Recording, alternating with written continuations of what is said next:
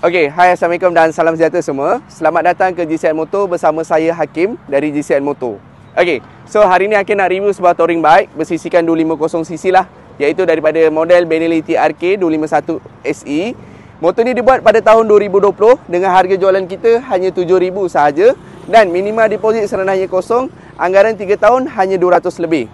Jadi yang mana korang tengah mencari motor touring, bajet tak besar dan nak full aksesori, Hakim ada sebiji Benelli TRK, siap full aksesori dan sekali dengan 3 box. Alright. So tanpa lengahkan masa, jom kita review sedikit ada apa dengan TRK 251 SE tahun 2020 ni. Let's go. Okay, so kita pergi dekat bahagian depan dulu. Kalau korang tengok, windshield ni dah tukar aftermarket punya windshield lah yang besar.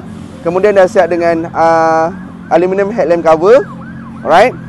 So sekali dengan crash bar dan 2 pasang LED spotlight lah. Okay.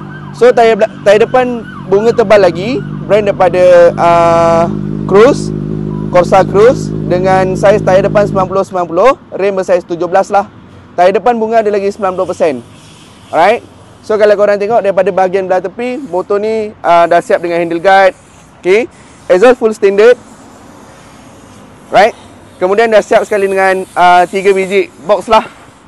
Okay. Top box daripada Giwi dan sideboard daripada VJ Box. Right. So motor ni memang asal sekali datang dengan space guard lah guys. Jadi korang tengok daripada belah kiri, motor ni memang cantik lagi. Dia datang dengan color grey and then dah siap dengan aksesori lah, memang berbaloi.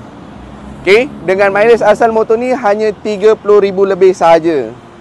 Okay. Right. So kita payung bunyi untuk korang, so korang boleh dengar.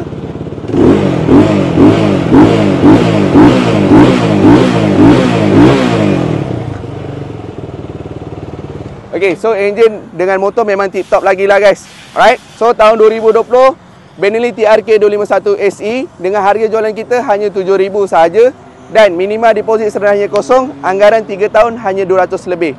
Yang mana korang tengah mencari motor touring, tak tahu model apa tapi nak save budget, korang ambil Benelli TRK 251 ni. Sebab dia dah full aksesori, harga pun berbaloi. Okay guys, see you next video. Motor yang lain review yang sama. Assalamualaikum, bye bye.